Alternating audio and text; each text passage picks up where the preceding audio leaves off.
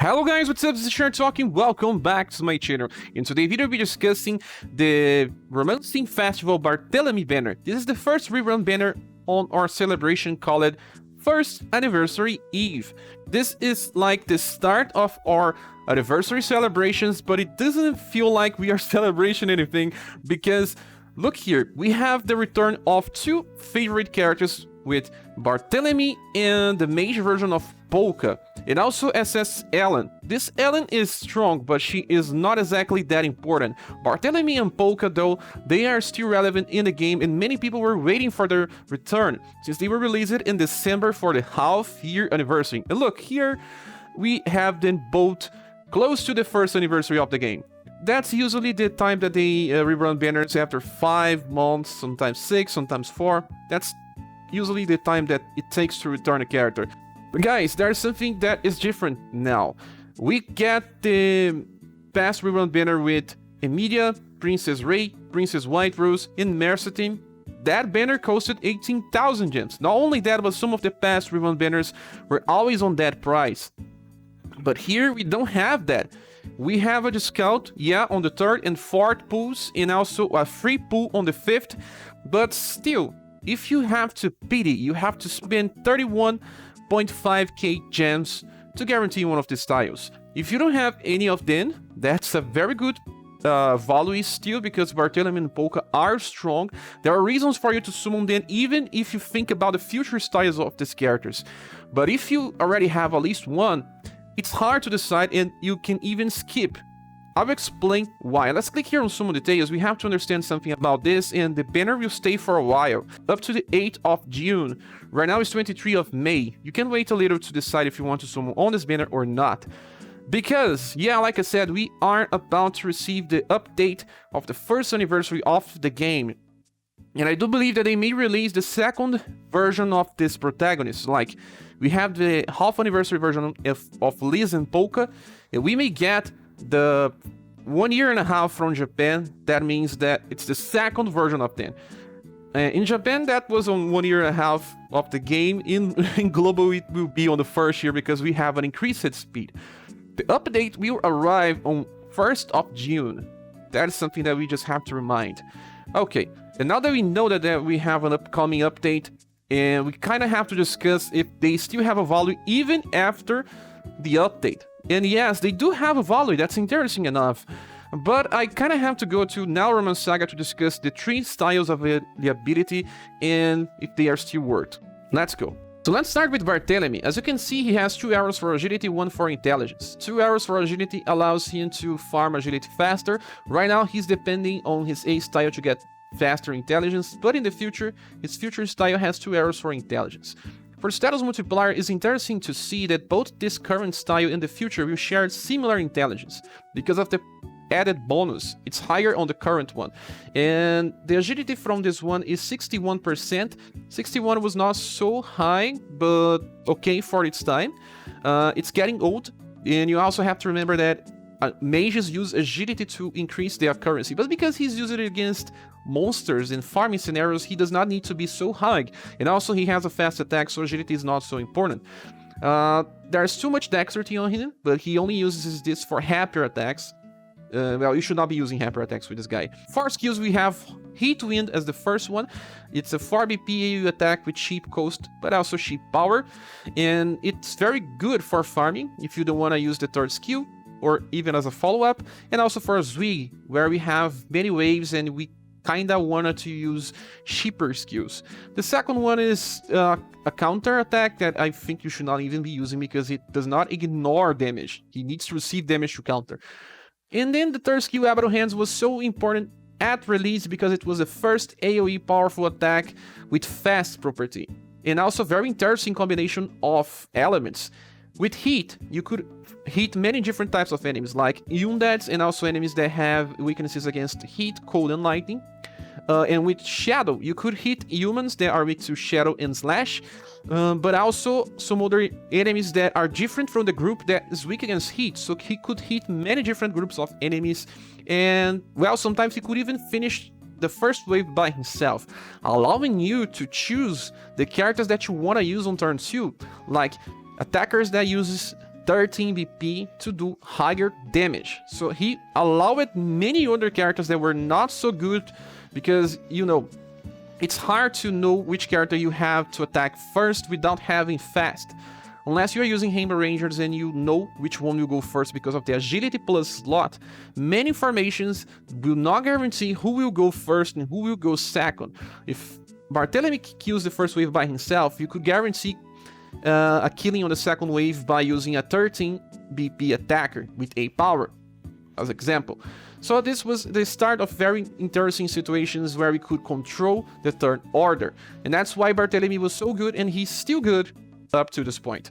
After Battle Hands, he can use Heat Wind once, and sometimes he can use it twice. So there is only one problem, because Heat Wind is 4 and Battle Hands is 9. So you need 17 to use the 3 skills in a 3-turn cycle. He will be able to use this sometimes because of the first passive, but it's only 25% chance of getting 1 BP when he attacks. You have 2 turns, 2 chances. If he gets a BP, he attacks 3 times. If not, he will use a normal attack on the 3rd turn. The damage is okay because his dexterity is so high, but it's just a normal attack.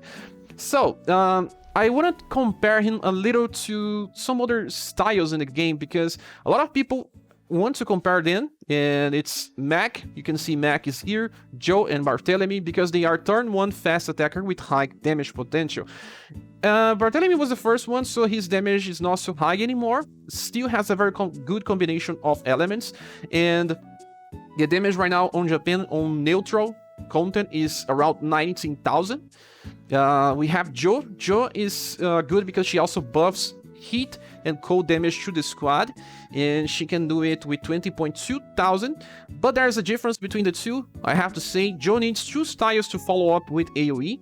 Barthelemy don't need, but his AoE is not perfect.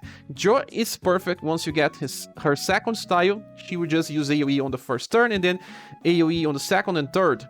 The first is the only one that has this attack called Flambe Sorbet, but then she can use a sheep AoE just to help if your characters cannot clear the waves by themselves. That's interesting for some situations. And then we have Mac. Mac is the strongest of them because Mac has 20.6 thousand and also a dex buff in his passive. But remember, you can use all of them together.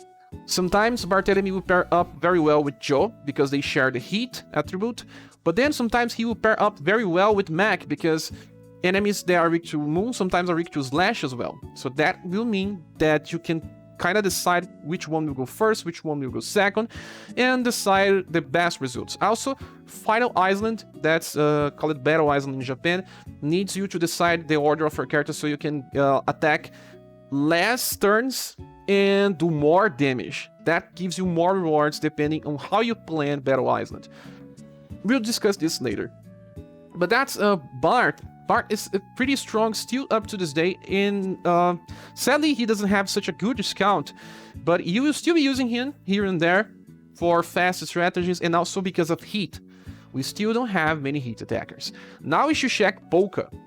Well, Polka is a protagonist and he has many different styles. This one is the one that we can summon for. You already had this limited S style, then this one is from Story, this other one from Story as well. Then we will receive this one probably on UniverSe, and this other one here. This one is an AoE specialist. This one is kind of a mix of support and damage, and this is single target damage and boss nuke. We need to talk about him because he has the best heat attack in the game right now. Looking on the multipliers, you can see that this version of Polka has like the second best intelligence. The best one is this one. This guy here was released on the 2nd year anniversary of the game. This one was released on the 1st year and a half anniversary, and this one was released on the 1st anniversary. We already have him because we have an increased speed of release. But the intelligence not so far. Look, the current one has 294, this one has 291. Very similar. And not only on this, but everything is similar. They don't have so much difference between the total status. 482, 478, and 503. Yes. This one doesn't have such a high speed, but Scattered Explosions, his best skill, has a very high priority, so sometimes he will attack first, even not having high agility. Now imagine using Scattered Explosions with the newest version. The damage will be very, very good and also very fast. As you can see, yeah, not much endurance, but not the worst of the mages. There are mages with 40% only, and dexterity does not matter for this guy. The wheel is pretty good, and well, let's discuss the skills we have with him. So the first one is Fire Feather. This is a single target attack that has a very good damage output actually by only 3 VP, and he's a character that wants to slowly build up his VP again so that he can use his nuke. Scattered Explosions is the third skill here, call it Ignition Scatter in Japan. This skill is amazing because it's the best hit single target spell we have in the game. In Japan, it was only 3 hits, and it was already good enough, because the guy was released with a free weapon, a double S sword with the heat element. That's exactly what he needs to increase his damage. Right now, we can upgrade weapons in Japan to make them even stronger. So Ignition Scatter relies even more on the weapon than to its own base damage. The base damage is low, only D10 multiplier. It gets better on level 99, but you have to understand that the power from this skill also gets the added weapon power from the weapon, and a double S weapon means even better power. 5 hits of this attack means insane damage. It's one of the best nukes in the game, even if you consider all other types of attacks. So the good thing about Polka is that he will always be relevant. He's a protagonist of the game. He gets a future style that's an AoE specialist with only AoE attacks, and another style that has some utility, like self-healing and self-buffs. This other one here is pretty interesting as well. Using this style with Scatter Explosions means a very high damage output. This one has better passives to do damage even more when using on Overdrive. So, let's return to this one here.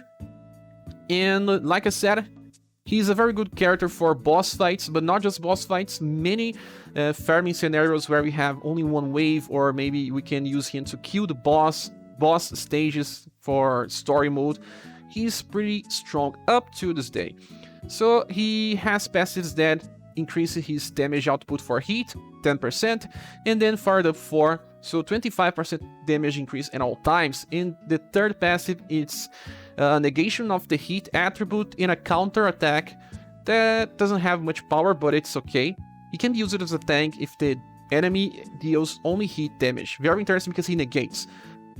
That is spoken, like I said, for Barthelemy. It's sad that we don't have a huge discount here on this banner, but Polka, it's very important by being a protagonist and having Scatter Explosion that will keep being relevant for the foreseeable future. But there's only one thing that we need to discuss that it's interesting to see right now, and that is Barthelemy also has Scatter Explosions. It takes his newest style in Japan to get this, but maybe if you summon for this version of Barthelemy, you will have 2 Scatter Explosions, or you will have another character that can replace the current Polka for this skill. It depends if you don't have the gems, but just to kind of explain that you have an alternative in the future. Now we need to talk about Ellen. And Ellen has many different styles. Most of them are limited. The only ones that are not is this one here. This is the first that got released with the game. And this one here, yes, all the other styles are limited. So investing on Ellen means that you have to pursue many different styles to make her versatile. So let's click on this one, the one that we can summon again. The SCR is pretty high for its time. It was like one of the best ones, 94% and 79 agility. She had, I think, the highest agility for an attacker that was a martial artist back on her release. If it was not the highest, it was close to. She also has interesting goodwill, but lower end. Very lower compared to her backpack version that was released like 1 month before. And at least she's more for farming in some scenarios. So the multipliers are also very, very similar. And there is only one thing that you need to understand is that the best STR comes from her backpack version or her summer style. This one is not the best one for STR growth. But it does have better endurance growth. It makes no sense since it's the style with the lowest one. Yeah, it's so strange to have to rely on many different styles of Ellen. But let's check her attacks. The first one is attack with B power 21 modifier and a buff of up to 25% in STR. This one is interesting because she keeps getting a buff in 5 VPs not so closely, so she can reach the cap of STR buff. It just does take a lot of time to reach close to cap. She cannot reach the cap by herself, I think, but if you have characters like Naval's daughter or the future Matriarch, she will reach the cap easily. The first skill is good for boss fights. Then we have the second one being Mega Hulk. Too costly, C power 19. This is like when we were comparing Barthelemy that also has C, but it's 20, 2 elements, and, well, way better. Mega Hawk is just too old. Then the third skill is this one that can attack between 2 to 5 times and it has 13 cost. That's too much, and when you hit 2 times, it's a waste. A total waste. You could just keep using the first skill to keep getting STR and getting stronger over time. There is only good thing about this skill that she gets 1 more BP by every hit. So if she gets 2 hits, she recovers 2 BP. She gets 5 hits, she recovers 5 BP. But then it still takes time to reach 13 BP again to use this. 2 RNG are reliant to my taste. We have way too many slash attackers that don't need RNG to do damage, so that's why she kinda lost momentum. She can't use other attacks from Inheritance, but we'll talk about them later. She was also the first attacker to have 3 damage passives. She has 45% on full HP, or then 30% after losing full HP. And also, yeah, she doesn't self-heal, meaning that most of the time she will not have full HP in boss fights, unless you have someone that can heal every time. Now let's see her inheritance option, since she is totally reliant on having multiple styles. Right on release, she didn't have a very powerful single target attack to use on turn 1. You couldn't inherit from her backpack, also limited style, and use this double S attack, 10 BP cost, 52 multiplier. It's very strong because she has, you know, 45% increase in damage. But then in the future, you will not need this anymore because you will be able to upgrade this attack from her normal platinum style that everyone probably has, and it is right now 11 BP cost, but it gets reduced to 9 when she gets an upgrade. It's still a little far from release, but just so you can see that you can just upgrade the skill. She also gets a better AoE for turn 2 damage with this upgraded blade roll. This is a platinum style as well. So you see, more for the future. Then we have Summer Ellen, and Summer Ellen is strangely a blunt specialist. Yes, the first skill is just morale up to herself, and it's a very large one. I think it's 35% increase in damage. Then she has a blunt single target attack. Yeah, just blunt. And the third skill is blunt and slash, and it's just like double crush. So she has a different usage. If you inherit the skills of this one into Abyss Ellen, the one that we are discussing, she deals a little more damage, but then Summer Ellen is better for long fights because she can self-buff for free, and she also has blunt damage, and she gets more STR every new turn. If she gets the first skill here that buffs herself, and she also buffs herself again because of passive, she gets strong very, very fast. So that's an interesting situation for Ellen. She has many different scenarios, many different inheritance, but many different styles as well. It's a very large investment to get everything out of this version. So I still don't think that it's so good to summon for her. If you get Barthelemy and Polka sooner, stop. Yeah, stop, because they are better than Ellen. You have some alternatives for Slash and Blunt. We already have way too many Blunt attackers, and we will get even more Slash attackers. So the banner itself, let's return to the banner image. This banner is not bad, it's actually very good, because Barthelemy and Polka are good forever. But then there is Ellen as well. Ellen will face competition to other Slash attackers, and, well, we have a plethora of Slash attackers. She can be replaced easily. But Barthelemy is still unique for turn 1 fast damage. Polka is still a boss nuker. So if you plan to summon here, it's okay, but remember, you can wait to summon if you don't have too many gems. Go for Polka and Barthelemy if you don't have them. If you don't have both, I think it's okay to summon. if you have at least one of them, I think you should wait. Like I said, even Barthelemy gets the nuke from Polka, so you could skip this Polka if you want, and have just Barthelemy for multiple scenarios, for boss fights and for farming.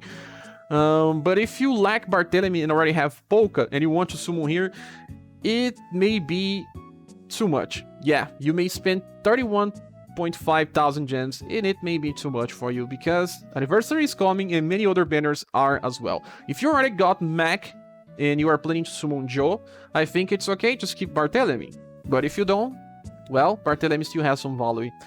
So that's it, guys. Thank you so much for watching this video. Please subscribe if you haven't. What do you think about this banner? Are you summoning? Have you already summoned it? Please say here in the comments. We see each other on the next one. Bye.